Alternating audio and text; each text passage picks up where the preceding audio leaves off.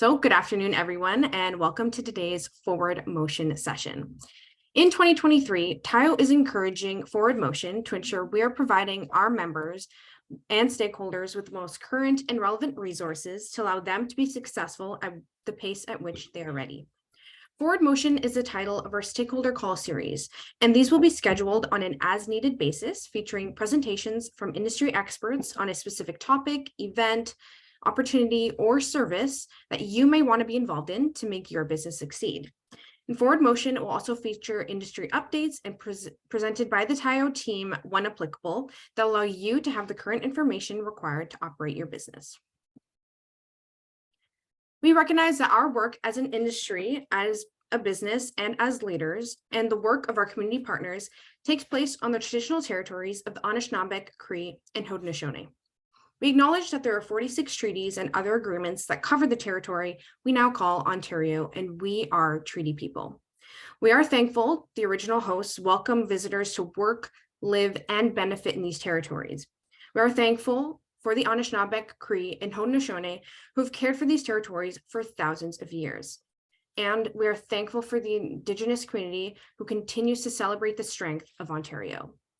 Now, today, we have the pleasure of having Philip Mondor, President and CEO of Tourism HR Canada, for the second session of the newest Forward Motion series, Building a Resilient and Vibrant Workforce. We explore the top 3 HR problems facing our industry, learn 7 practical steps that you can take today to create a workplace that attracts and retains talent, and learn why investing in people is good for your business. Now, I want to hand things over to Philip. So, Philip, over to you. Thank you so much. I really appreciate the opportunity. I am just now going to grab my presentation. So I just want to make sure. Okay. Simone, if you can give me the green light to make sure that this is in fact being shared. Looks good. Very good. So thank you very much. Well, welcome and thank you for joining us today. My name is Philip Mondor and I'm President and CEO of Tourism HR Canada. I have the pleasure of hosting today's webinar. Today's webinar topic is building a team that stays, with a focus on attracting and retaining talent. And of course, it's part of the employer webinar workforce series. The series is brought to you by Tourism HR Canada's Discover Tourism Initiative in partnership with the Tourism Industry Association of Ontario, or TIO. Tourism HR Canada is a national organization dedicated to helping our sector build a resilient, competitive, and inclusive workforce. And of course, TIO represents tourism businesses and employees across the province. It advocates on behalf of its members on pressing policy issues that impact the Ontario tourism industry. I'd like to take the opportunity to thank the Government of Canada for the support and funding that made it possible for us to develop this webinar series. Today, we'll be talking about how to build a team that stays. It's all about creating a culture that will attract and retain your best people.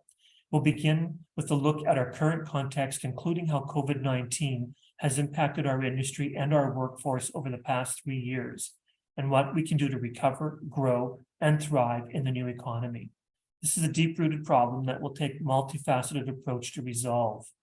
Part of the solution is to build our knowledge of HR practices and to blend time-tested practices with innovative new strategies.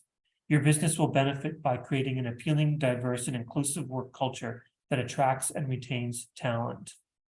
Today's webinar includes several practical ideas, most that don't require further investment or more costs, and free online tools to help you attract and retain talent.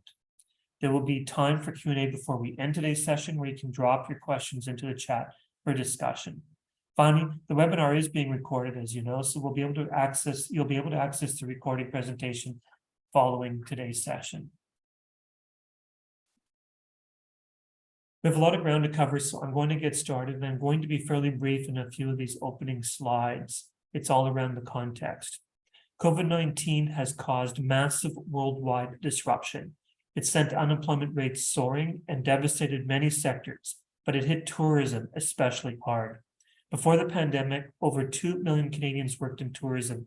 By April 2020, 882,000 lost their jobs, which accounted for 1/3 of all Canadians that lost their jobs at that time. Our sector was impacted by travel restrictions, business closures, and other public health measures. Many tourism operators were forced to reduce their hours or close temporarily or permanently, and that meant laying off some or all of their staff. While the pandemic certainly brought forth new challenges, like the public health measures put into place to reduce transmission of the virus, it also shed light on and exacerbated our industry's long-standing struggle to attract and retain workers. The industry is slowly recovering, although we have a way to go. Today, there are just over 1.9 million workers, which is still short of the pre-pandemic level. And if you take into account the added demand for workers since then, there's a shortfall of more than 300,000 workers for this summer. We expect to have a shortfall of workers for many years as the economy continues to grow, while the supply of workers will not keep up. We are making some progress with support from the government, including new tools that we'll get into shortly. One interesting challenge to overcome is a conflicting narratives, something we're labeling workforce paradox. This is a list of perceptions versus realities. People's recent experiences have them believe the industry has recovered. They mistake things like finding it hard to get a table at a restaurant or reserve a hotel room, or the increased cost for flights, dining out, and accommodations, or long lineups for service, as signs that the industry has never been busier, or at least is thriving. In reality, these are all signs of an industry struggling to cope with huge debts and severe shortages of skilled labor. Fortunately, there are many opportunities to engage with different labor pools and to change how we think about work and workers. And tourism has a lot to offer. Our value proposition is strong, although we need to do much more to raise awareness to benefit from this advantage. So despite appearances and soaring demand, tourism has not recovered, and its shortfall of workers will continue to lag the rest of the economy. So how do we tackle this challenge? What are the solutions? What is holding us back? Now, this slide may be one that many are familiar with. We do use it quite often, but it's important to still present this information to help set the context up front, and I'll be brief here. Our industry is facing basically three main problems when it comes to building a resilient and sustainable workforce: the short supply of workers, the growing skills mismatch, and persistent barriers to worker mobility and employment. So the most significant challenge is the short supply of workers. Without workers, there's no one to serve visitors or consumers. Tourism doesn't exist without having a workforce to deliver the experience. The shortfall can be attributed to a variety of factors. One of the main issues is that job seekers seem to be either uninterested or unaware of the many job opportunities and careers the sector has to offer. And competition from other industries, low wages and entry-level positions, and other factors are contributing to the short supply. Another issue is skills mismatch. Currently in the tourism sector in Canada, somewhere between 24 and 40% of our employees lack the skills they need to do their job. This has a profound impact on the tourism sector. When employees lack the necessary skills or have skill sets that are not aligned with job requirements, it can lead to negative visitor experiences, loss of productivity and efficiency. It increases turnover, as employees may feel unprepared or overwhelmed by their duties and seek employment elsewhere. This leads to additional costs for businesses, such as recruitment and training expenses. So it is a big challenge for us to overcome the skills mismatch issue. We'll present some ideas as we move along. Finally, the third category we often talk about is employment barriers and structural constraints. These make it difficult for job seekers to work in the industry, and they are pretty classical challenges like affordable housing and transportation access, a number of factors like that. I won't go into these in detail. We have other presentations with this information that you can access. Now, combined, though, put together, the short supply of workers, the skills mismatch, and the employment and mobility barriers also have led to damage the industry's reputation as a meaningful and fulfilling place to work. In our research, we found that job seekers tend to view the tourism workforce or workplace in a more negative light than they did prior to 2020. Over the past 3 years, we've heard job seekers say that COVID-19 has a negative impact on their comfort level with respect to working in the industry. They feel that their health, safety, and job security could be at more risk by working in this sector. Generally, they have decreased interest in working industry overall. So compounding this blow to our reputation is that many workers who lost their jobs in tourism during the pandemic have found employment elsewhere. only 4% have returned, and they are not coming back. So it's time to change how we think about things. With the demand for tourism services and products now on the rise, it's now our chance to work together to build up our workforce and engage in productive workers to provide world-class experiences. The success and sustainable recovery of our visitor economy depends on it. And while tourism was devastated by the pandemic, our sector has a lot to offer. And it starts with changing how we think about the jobs and careers we have to offer and what it takes to compete in the new economy. Just a brief recap here. Tourism is comprised of 5 industries and accounts for nearly 2 million jobs, or 10% of the jobs across the economy. It's a big sector with literally hundreds of different types of jobs and careers. Currently, there are about 200,000 employers with workers in every region across Canada, with most ridings that have workers in all regions of Canada. The sector is unique to all other industries in this way. What's more, the types of skills vary. It's accessible to individuals with little or no work experience, and there are many jobs that require specialized credentials.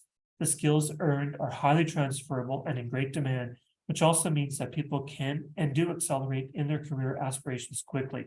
In other words, tourism has a place for everyone. This is where Discover Tourism come in. 2 weeks ago, Tourism HR Canada unveiled a fully updated attraction and retention campaign we call Discover Tourism. Despite employing nearly 2 million people across the country, the public doesn't have a proper understanding of what the tourism sector is and its importance to the economy. While some cultures hold tourism careers in high regard, too many Canadians hold misperceptions about the value of a career path in tourism. In turn, there's a lack of pride amongst existing tourism professionals on the work they can do. There's a new wave of job seekers who are looking for meaningful work, enriching experiences, and the freedom to pursue their interests. They want to know what the future looks like and how to get there. Questions Discover Tourism was made to answer. By telling success stories from a variety of niches, courting professionals who are established in their careers, like engineers and accountants, and demonstrating the kinds of robust career paths that we have that you can pursue, Discover Tourism can shift perspectives on what's possible within the sector.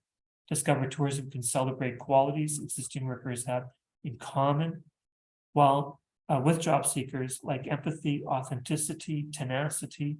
These are all qualities that not only draw people to the tourism sector, but propel them in careers, their other career journey as well.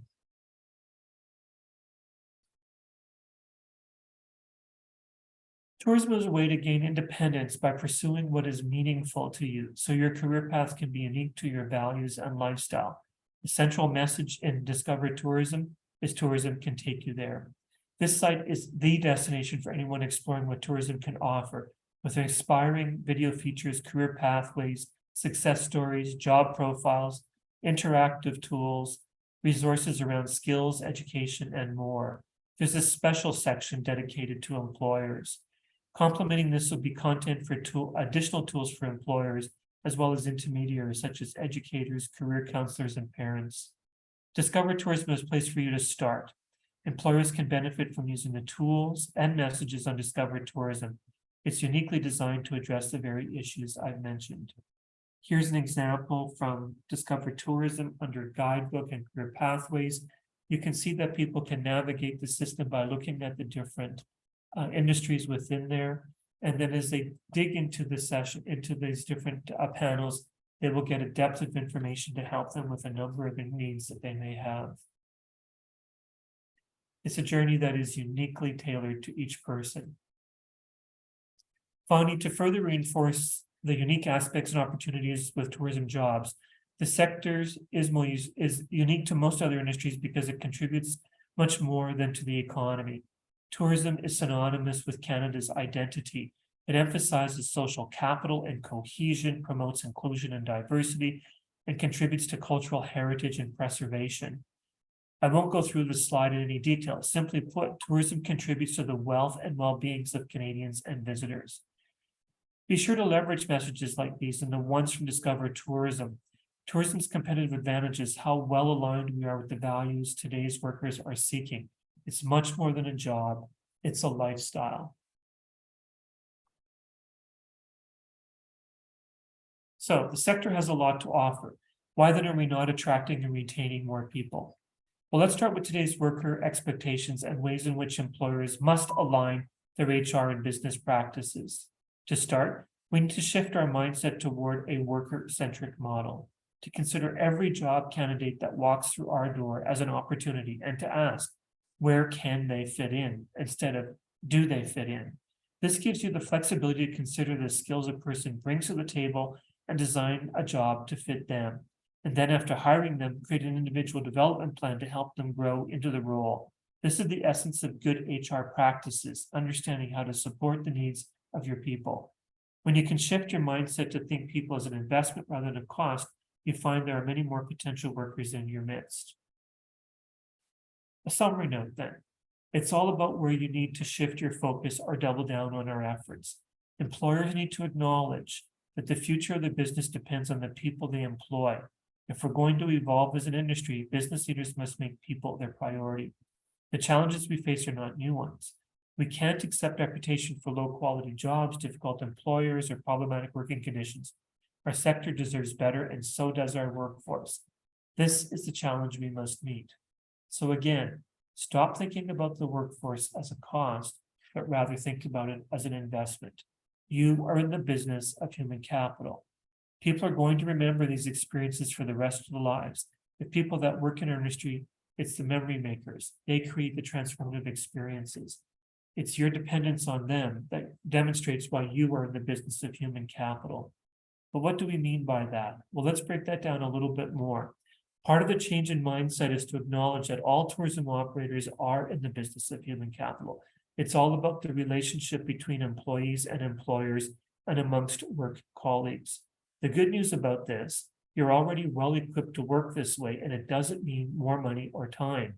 I'm going to quickly highlight a few ways to help you become an employer of choice or a destination for employment in your community. These are ways to appeal to the new workforce and to retain the talent you have. What you are seeing are examples from the Now Hiring Guide, a practical guide to help tourism operators. I'll come back to the guide in a few minutes, but for now, just a few quick items to point out, and you can look at the details in the guide later. So what do we mean by being in the business of human capital? Well, it comes down to 3 smart business practices. The first is to focus on relationships, on sustained relationships, ones that are strong. Like most things in life, how you interact and engage with others is important. From a labor point of view, we're talking about how you access your supply of workers, your relationship with employees, your relationship with your community, all are your pipeline on how you find new workers.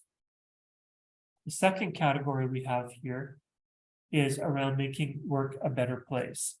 We've all got to do a better job of making workplaces better. Lots to think about here. Some examples are on your screen, but believe me, the competition is figuring this out, and it's something you need to make a priority. It's not a single activity, and the needs of workers change over time. So you need to monitor your progress and adapt as needed. There are a few points on the screen around accommodating individual interests, for example. That harpers back to an earlier comment. Each worker you have is unique and have different needs. It's really about identifying what those are and learning to accommodate them in the workplace. Lots of foundational things are important to people as well. Safety, security, mental health, etc. Those are things that you need to pay attention to. It's almost as though they look at the workplace as a familial environment, one that they need to know is safe, one where they can thrive. Your job as an employer is to create that environment. Now, again, I'm only using a few tips from the guide itself to highlight some of what it has to offer. And these are some examples under this one category. Finally, the third item I'll offer around what makes you in the business of human capital is really around a mindset category. And if you look at this, a lot of this is around the development of your people. It's about investing in your workforce. It has a lot to do with training. You know, people stay longer the more that you invest in them. It may seem like a bit of a paradox. We've often heard the mantra, if you train them, they will leave. Of course, we all know that if you don't train them, they will also stay. And that's not good for your business if they're unable to do their work well, or they are stressed by how they can manage what they don't have the skills necessary. The reality is the data is clear. The more you invest in them, the longer they stay. Even if their intent is to move on to other kinds of jobs or career opportunities, the more that you put into giving them education and skills, the longer they will stay in your organization. There's lots of other ways that this can be done. It's not always on the job. It can be done through partnerships and through other factors like working with career development organizations. So these are 3 examples of demonstrating you're in the business of human capital, but they're also tips on how to be an employer of choice. This brings me to a related topic, and it's around the skills issue. As it turns out, training is the single most important business investment that you can make. It always ranks high in terms of what attracts and retains workers. And it makes good business sense for so many reasons, like improved productivity, reduced waste and injuries, and of course, improved customer service. This topic is one we won't get a chance to get into any depth today, but watch for it in an upcoming webinar. Here's the thing. Orientation or sporadic events are not enough. We strongly recommend that you invest in the real training and provide support so your workers can succeed and grow. This will absolutely increase productivity and retention. There are 3 types of skills to worry about, whether they have a skills deficiency, whether they have skills that are untapped, and that refers to skills that are not being used by some of your workers that you could better utilize. And then there's those whose skills are no longer relevant in the workplace. All of these types of dimensions are important to each worker and deserve to be addressed as an individual plan. As a tourism operator, it's important to figure out the skills mismatch for every one of your employees and to work with them to identify their training priorities. From there, to develop formal professional development plans or career paths to help workers develop the knowledge and skills they need for their new roles. Again, there'll be more to come on this in the future webinar, but don't wait to get started. Both Discover Tourism and the Now Hiring Guide have tools to help you with this very task. This brings me on to career paths. Often employers don't appreciate the role that they have in helping an individual grow in their professional pursuits. This topic has a big payoff. That is, your role as employer to help your workers grow in their career and personal interest. It goes beyond training. This builds on the efforts to create welcoming workplaces and investing in their training. Now, I'm going to go a little deeper and talk about what motivates job seekers and employees. It's all tied to their journey and informed by their lifestyle or personal needs and motivations. They're looking for a clear career path with opportunities to learn and to advance. First, it's good to know that the sector is highly diverse. In terms of breakdowns of ages, about 1/3 of our workforce is youth. That is, they're between 15 and 24 years old. And about 2/3 of our workforce are older and look a lot like the rest of the economy. Already you can sense that the lifestyles and needs of youth are different than others, but 1/3 of our employees want a job in tourism.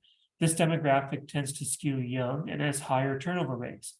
Tourism might give them their first job or support them through a transition or help them get their foot in the door or foothold in a labor market.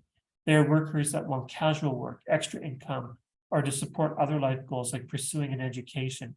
This group works over the summer, on holidays, evenings, and weekends.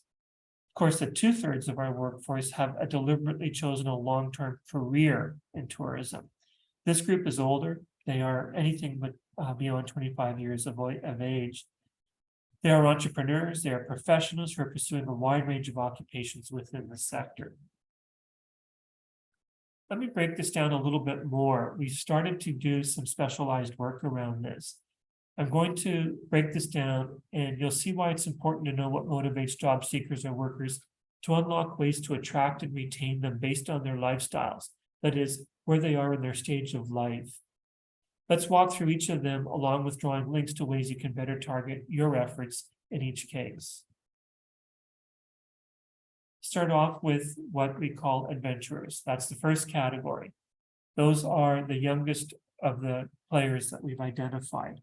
So you'll see on the screen that in the left-hand panel are some general traits that we've been able to start to recognize in our research. And then, of course, on the right-hand side are a few guiding tips. They're not meant to be everything, but they certainly give you some ideas on how to think about this category. So again, looking at this briefly, adventurers are generally young. They are drawn by activities that support seasonal activities, work holiday visas. They're likely students. Potentially, they're less interested in traditional benefits like health insurance or RRSPs. They're more likely interested in short-term perks like ski passes or free accommodation or travel opportunities. And they're very likely transient, but connected to a network of other transient workers. So there's a lot of networking within this category. So sometimes when you start to attract a core group of them, you'll begin to attract many more because they look for places that are fun with like-minded individuals working in them. You already work a lot with this group itself. I think the thing to think about here is to remember that they may not be permanent, but they certainly fill important roles. And how you invest in what they do for you will matter greatly in terms of whether you can retain them long term and whether you can provide them with the kinds of skills that keep them longer than if you provide no training whatsoever, as examples. Okay, first jobbers are a little different than them. They're often young and they are usually inexperienced, and they may have had little or no work experience whatsoever, particularly not in Canada. So they're not really sure what they want to do in terms of their life pursuits just yet. They are looking for jobs, their first real jobs in a sense. Many see tourism as a starter job. They're unaware of career possibilities and long-term options, but they're prepared to do a bit of a dance and try some things. They're hoping to gain benefits from mentorship or laddering or training or development supports that will give them the kinds of skills that will help them attach to the workforce, and particularly to tourism if we do our job well. In terms of benefits, these are likely students that have loans that need to be repaid. They're starting to think about our RSP contributions. Their main interest, of course, is building a resume, as often they say, and gaining skills. So they're different than the adventurers. They are ones that likely are looking at an investment over the long term, but are still unsure until they get exposure to some of the opportunities you can provide. New Canadians is its own category, and it's one that you need to pay a lot of attention to. We know that most of our workforce is going to come from new Canadians. Already, we are reliant on immigrant workforce to fulfill most of the jobs that we have to offer. This is true across the economy and will become increasingly so. But there's a lot to think about here. They too have a unique sort of lifestyle and motivational interests. And we've even broken this down into two subcategories, both the younger versus the older. So for the most part, new Canadians do see the industry as an opportunity. They approach the sector with promise, and they're open to long-term possibilities. In fact, they've chosen this sector over others. They're seeking opportunities to gain skills that will lead to job security, to growth, to helping them settle effectively in communities. And they want recognition for prior experiences and their qualifications they bring to the table. Many of the first generation youth are their newly arrived adults, and they've not yet internalized the negative social cultural associations and jobs in tourism in Canada. Where they come from, it may be a very different perception about how tourism is an opportunity. They approach tourism as a sector with promise. They're open to long-term career possibilities. And in the short window of opportunity to keep them engaged, we need to work carefully at making sure their needs are well served. The work culture about being valued, respected, supported, investments in career development, ensuring that there's fair compensation. These are all things that matter greatly to this group. Doing our job well here, we will have long-term employees that serve us over many years, if not decades. There's the adulting category, which are individuals that we identify as those that are a little bit later in their ages. They're usually tied to family and financial or circumstances where their priorities have changed and they have to start settling down and get a so-called grown-up job. They're looking for something professional and meaningful. Again, training and development matters to them, particularly ones that get to professional credentials.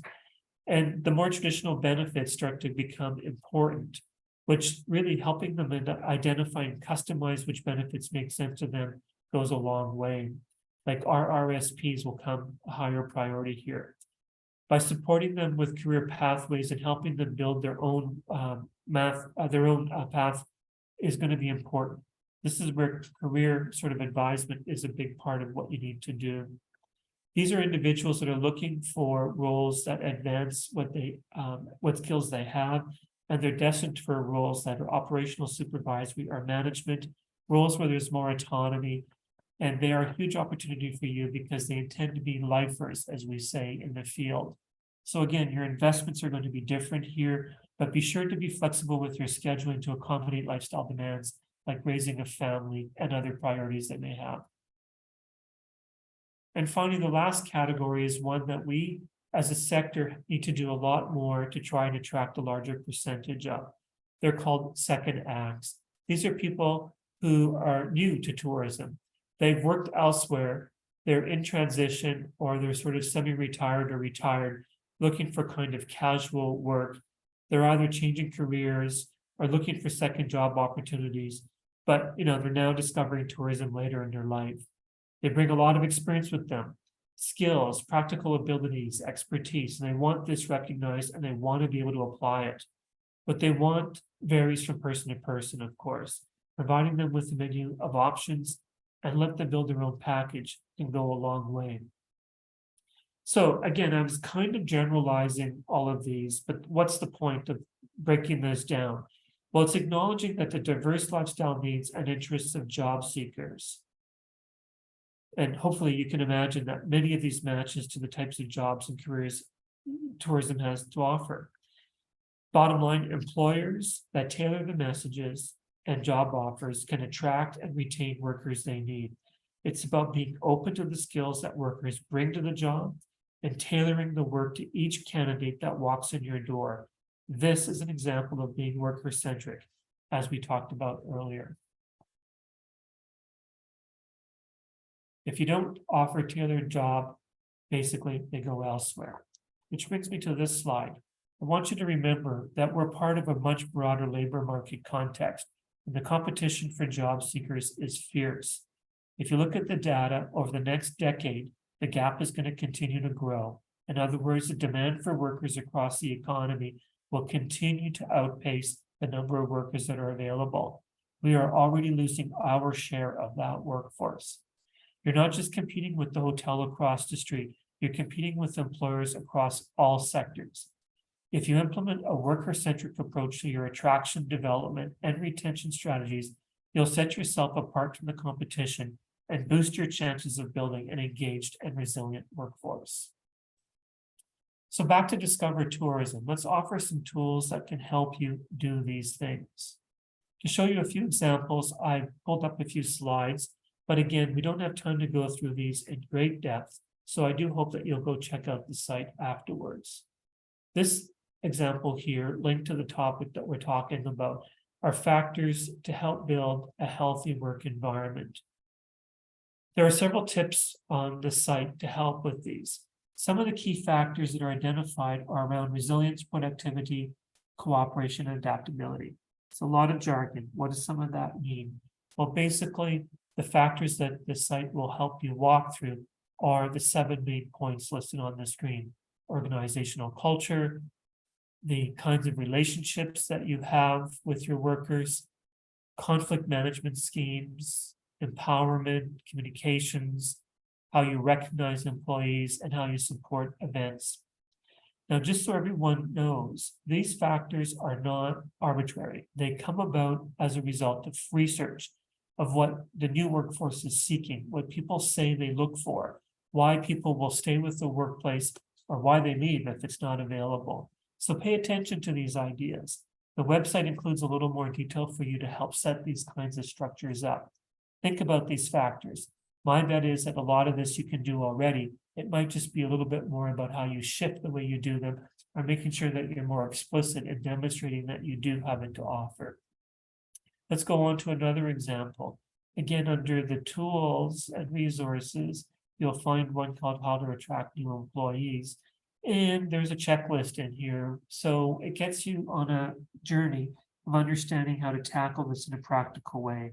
So you can see there's like getting prepared, and then there will be a little bit of tips on work perks and benefits to anticipate. And there's many more of those, so the list goes on. So Even the website not only gives you some guidance, but it does have checklists like the one you see on the screen to help you get organized and think about what you can apply. Even if it's not all of these things, at least you've got something to work with and anticipate that the more you can offer here, the better off you will be in attracting and retaining workers. Let's go on to one more example. 5 ways to improve retention. This is an area that often is overlooked by employers. They don't pay attention to the kinds of challenges that they are facing with retention. I'll come back to this in a future slide, but bottom line, there are a number of things to contemplate here. Again, breaking down the 5 items of main concern, it's around commitment and listening, around recognition, around offering a competitive compensation. Now, these themes we've already heard me say, but again, it's related to the idea of not just attracting, but retaining and how you manage them. Again, I'll come back to this in a slide coming up in a moment with a little more detail. Okay, just to segue on to another tool that I think is important to mention because it's part of the solutions and part of what's available as well to you off our website is called the Now Hiring Guide. I did mention this earlier with some other examples. Last year, Tourism HR Canada published this Now Hiring Guide. It is one of the most downloaded products we've ever offered, which contains full tips and resources to help employers attract and retain workers. It's all based on a so-called post-pandemic environment, which is basically where we are today. In other words, looking at what workers are seeking now. The guide is made up of 2 sections. There's HR practices to attract, retain, and grow your workforce, and then there's a series of checklists. The list you see on the board here of the 15 items are the main HR practices. Each of those are thematic areas that have a number of elements underpinning them. Just to give you an example or two from there, this is pulled from the Now Hiring Guide, and it's around recruitment strategies.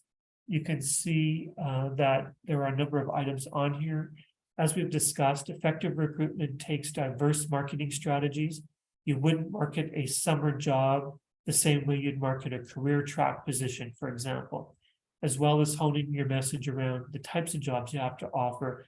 You're also going to describe what sets you apart from the competition. Be clear about why job seekers should pick your business instead of the ones across the street or the ones in an entirely different sector. One exciting innovation is to have familiarization tools for job seekers, where they get the opportunity to learn about your company and get to know what it's like to work for you. This could include job shadowing, one-on-one time with managers, or attending a company training session, or even a staff event. Talk to your staff and ask them to refer any family or friends who are looking for work. A great way to recognize your efforts is to offer incentives and rewards for referrals. As well as your current employees, stay in touch or reach out to past employees. They might be open to casual or part-time work, or they may know someone in their network who would be a great fit for your business. When advertising jobs and careers, always remember to use your social media platforms, which are easy to share, and post ads in local community gathering places. Be active in your community, organize and attend job fairs. You may also consider working with schools, for example, offering to be a guest speaker or offering co-op positions to students. To get your foot in front of the youth is really going to be important. So again, this is just some examples that show up on that single sheet. And I'm going to move now to some recruitment strategies. There's an example in the Now Hiring Guide on how to differentiate yourself from your competitor. Again, we can't go through these in all of the detail, but it's worth your time to do so and to think about what it is that makes you stand apart from the competition. Do you offer career growth and learning development? What about your compensation? Can you declare that you're offering something that's competitive and fair compared to the competition in the region? What about your management team? Are they the right profile to serve your interests? As you heard me say earlier, one of the main reasons why people leave is because of relationships with their boss. In fact, it's one of the main reasons. Do you have the right kind of environment to support the culture we talked about? What about your ability to engage in social responsibility activities? Tourism, as I said in the very beginning, is one of the few sectors that can demonstrate how it does get involved in social responsible activities. And very few sectors can argue that. So demonstrate that you can, show where you do it, and so on. There are many more tips on this page. It's worth doing an inventory of your own practices to determine how well you stack up. Another item in the now hiring guide we refer to as rethink and rework work arrangements. Again, this picks up on a point I raised earlier. It's really about the idea that you're tailoring your job offer and making sure that it's worker centric. As we all know, the best candidate is one who is willing to learn and grow with the job, but this is all about designing the job to help them as well. That's about being flexible, offering schedules and job tasks that reflect their lifestyles and needs, and finding ways to benefit from their knowledge and skills while they earn more from you. Training, of course, is part of the major game here. Finally, without going into detail, I'm going to one more time show you another example of what the guide can offer, at least for you to go back in on and get some ideas. And it's ways on how you can make how you can recognize workers. The list is a long one. There are many more ideas than what is included here. But the more that you demonstrate the kind of rewards that you offer beyond the kinds of compensation you supply, whether that's wage or salaries, is important to reinforce. One thing we learned about when talking to employers is they often forget about or don't realize the extra value they're bringing with doing a number of these things already. So think about that carefully. Make sure it's listed in your job offer. Put it in your job ads. It's important that people know what you have well beyond just what you pay. So working on retention strategies, there's a number of tips. Again, lots to talk about here. But it starts with thinking carefully about your whole retention approach. One thing that our research shows us time and again, and this is something we've done in more than 20 years of reviewing practices, is we've discovered that for the most part, employers don't know why they have turnover, or they make assumptions about it that are not necessarily accurate. I ask you, how many of you know what's causing turnover in your business? I mean, do you really know what it is? There's signs of impending turnover. Some of those might be things to monitor, but there are things that you should start to do carefully. Track why people leave. Understand how it breaks down to those different categories of staff that we talked about. Pay attention to whether your manager is part of the problem, because that is one of the biggest reasons why people leave, and so on. These are all things that can make a big difference, cost you a lot less than if you lose staff and have the turnover itself. So it's all about implementing a systems approach here, monitoring what's happening, changing your practice to address the issues that you're a shortfall. Okay, now, tailored schedules are something we've mentioned a few times. Here too, what do we mean by that? That can sound simple, and in many ways it is, but it's a little bit more than just sort of looking at your normal pattern. It's really about thinking about scheduling in a very different way. Flexible work schedules are part of it, but of course, there's things like compressed work weeks, or predictable, job sharing, and so on. It's really all about you looking at your worker and designing a time schedule that fits them. And one thing that the research is very clear about as well, it's all about making sure that they have a very predictable work schedule. It's important that your scheduling is done well in advance, at least a week in advance. The more that you delay that, or the last minuteness of changes, is really what in the end turns people off. They want predictable schedules that they can work around. So in the end, it's all about job stability, about budgeting, about accommodating needs. And in the end, you can have a lot of wins simply by managing a better scheduling system.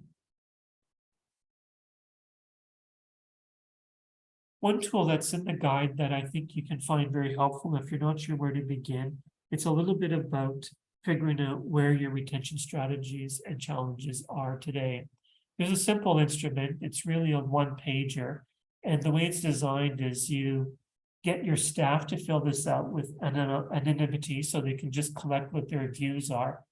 But you also get your management team to fill it out and then compare the results. Find out where you stack up. To what extent are your perceptions of what you're doing lined up with the experiences workers have? Where you have shortcoming, that's where you need to place focus. These are the top reasons why people choose to stay, or if you prefer, why they leave. That is, if you're not offering it. So a simple tool you can implement tomorrow, download it today and just ask people to fill it out. Finally, I want to get into another category about the hiring guide, and it's all around paying attention to your brand. This is one more topic I'll go through quite quickly, and it kind of brings this full circle. We keep saying what differentiates you from the competition. So part of it, of course, is all around your brand itself. The brand comment is about defining your unique value proposition, reinforcing what your values and the culture you offer, what makes it and making it clear and making it visible. Be aware of your reputation your business has amongst job seekers, your employees, and in the community. Use methods such as surveys or looking for comments on social media and address any areas that need improvement. Use authentic images. Make sure that you have employee testimonials and messages from the owner or manager to reinforce your brand. Building your capacity around your team is going to be very important here. So brand matters a lot. Today's workforce knows how to interpret brand carefully, and their values they're looking for, they're going to want to see mirrored in your brand. The interesting thing that we've discovered is that most employers don't differentiate themselves. There's nothing on their websites, there's nothing in their job ads, not even in their processes when they're doing selection and hiring that reinforces some of the very messages we've been getting at. So it's an important area to work on. It really does help with attraction and ultimately with retention. So to access the Now in Hiring guide, you can download a free copy by simply scanning the code that's here. But because of time, I'm going to skip through this quickly. You may get may miss it, but you'll get a chance to pick it up afterwards. Finally, let's talk about compensation. It's one of the elephants in the room that we cannot ignore. It will be the topic of another webinar. We'll get a lot more depth onto it, but I didn't want to leave today without speaking to it briefly. After all, compensation is kind of the $100 question, to say, the pun intended here. The reality is that what compensation alone is not what's going to make the difference insofar as paying a little bit more, 25 cents or more than your competitor is not what's going to be attracting and retaining people. And yet that's often what we hear when we're out there. The reality is that you do need to have a competitive package. It's more than the prevailing rate. And the whole idea of emphasizing a total compensation package is really what it's all about. That picks up on a number of those perks and things I've mentioned already, and I'll come back to that in the next slide in a moment. Money alone is not going to do it. That idea of the welcoming workplaces, making sure that it's safe and secure, that there's professional development are important.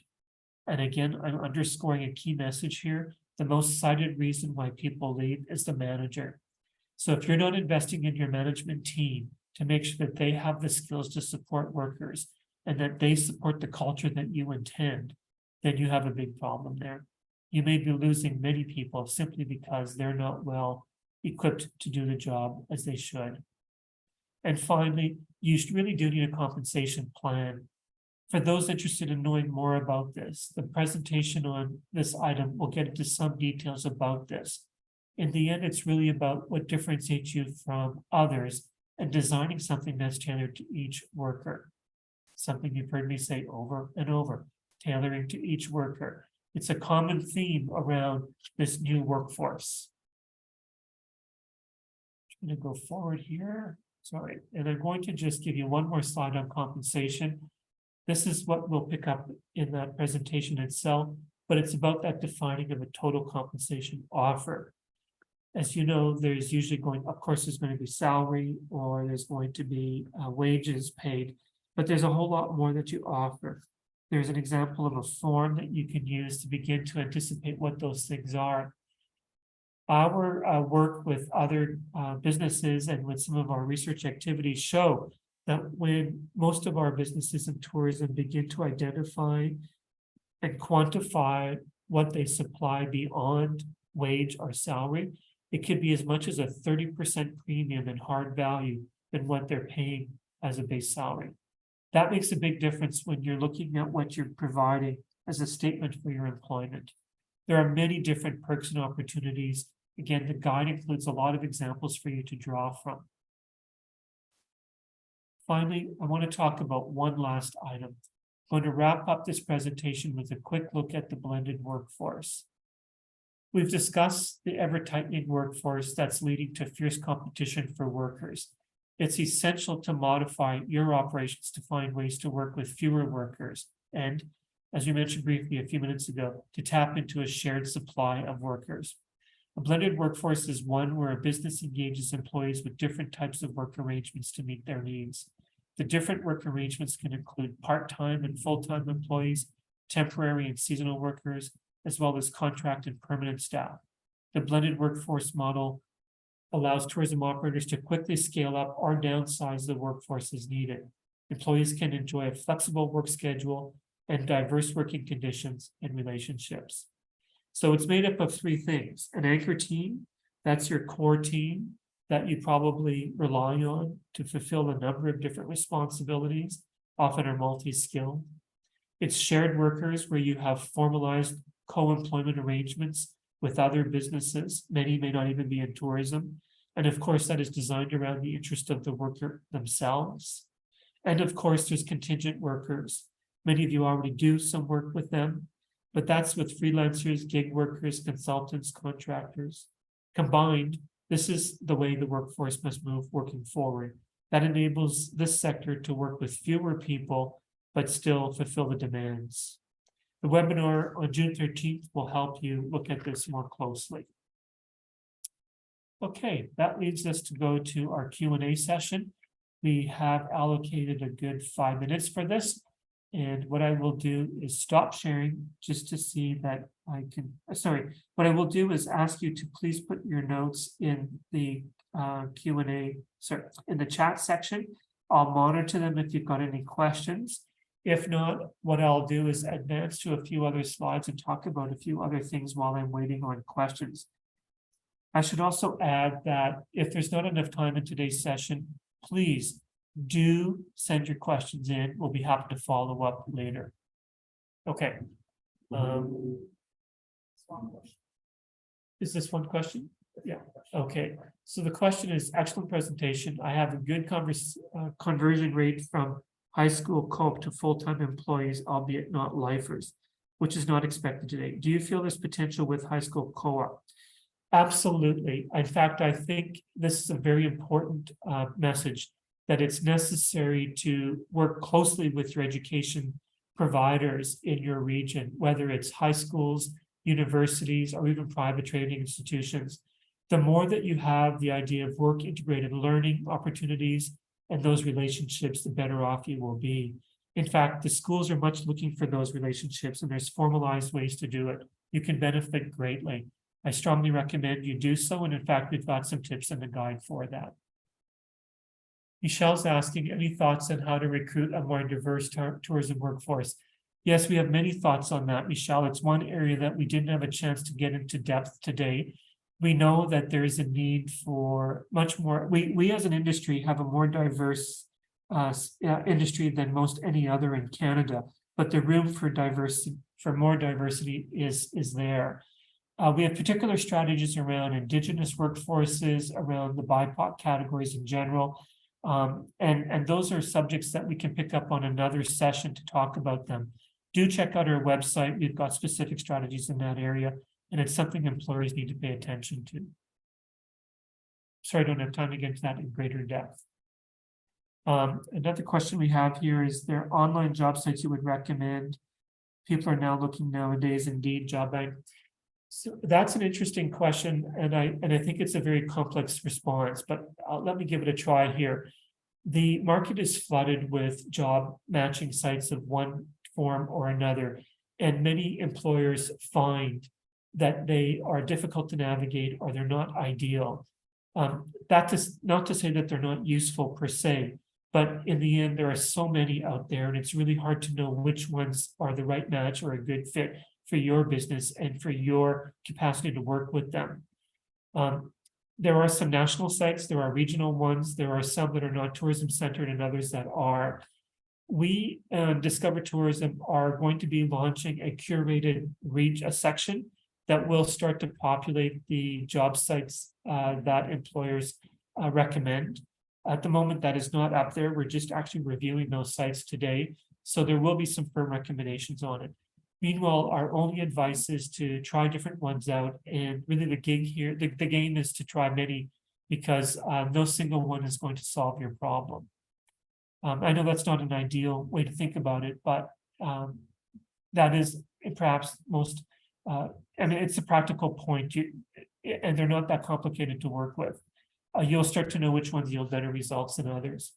And finally, one other comment about that, what we've learned most often is that the ones that tend to be localized to the region tend to be most lucrative in terms of getting results. As Michelle says, there are so many tips for diverse candidates. I think it's a webinar unto itself. Okay, one in the chat. Sorry, I'm thinking. Thank you here. Okay. Have you conducted any research about the pathway international graduates from hospitality programs that actually transition to career hospitality? Oh, another good hard question. Thank you for asking it. There's very little research or data to show the migration of students, either international or domestic, on how long they stay in our sector and where they go. This is a perennial challenge. It's not unique to our sector. We have begun to initiate a number of projects to try to get a better handle on that. The reality is that there is no good data at the moment, and part of it is us putting in systems to enable us to get a better sense of it. The other thing about your question is around the student angle here. One hopeful matter, a separate project entirely, is working more closely with the post-secondary education system to integrate some curriculum that we know will contribute to a higher stickiness rate, if you want, or a more likely match of students connecting with employers for long-term opportunities. So that gets me back to an earlier comment. It really does get down to employers working more closely with the education system to align the kinds of program needs so that students are better billeted to the workplaces that are fit for them and that they're better placed in the roles that matter. It has a lot to do with them not being placed in jobs that they're fit for. Again, much bigger topic to raise there, not a lot of data to work with, something we're beginning to track. I wish I had a better answer for you. Okay, there are no more questions, but that also leaves me with only one more minute, and I will quickly let you know that May 16th, the next session is about attracting the Indigenous workforce, and there's lots to say on this front. Curious point here is that there are competing interests. We know that there are workers needed for Indigenous tourism operations. In fact, a need to grow up to 60,000 workers within the next several years, but they are competing for all kinds of other tourism operations who are also tapping into this workforce, and still more challenging, other industries across the economy seeking Indigenous youth, particularly in their workforce. So it's a competitive market, a lot of different strategies at play, the subject of the May 16th session. And of course, there's more beyond that. We do encourage you to join us for future sessions and to follow up in any other questions you may have. Please check out the website of Discover Tourism for more information. With that, I will say thank you, and I will now hand over the baton to Simone. All right, thank you so much, Philip. As we close today, I want to remind you all that this session will be included on our website within the next day, and those resources are always available to you to review this recording or have the contact information to reach out to any of our experts that have joined us. On May 2nd, we will be joined by Evan Hazenberg, Director of Labor Market Intelligence at Tourism HR Canada, where you will learn how to reimagine your total compensation package to keep you competitive without breaking the bank. So I will just put that in the chat right now for you to register. Thank you all for joining us, and I hope you have a great rest of your day.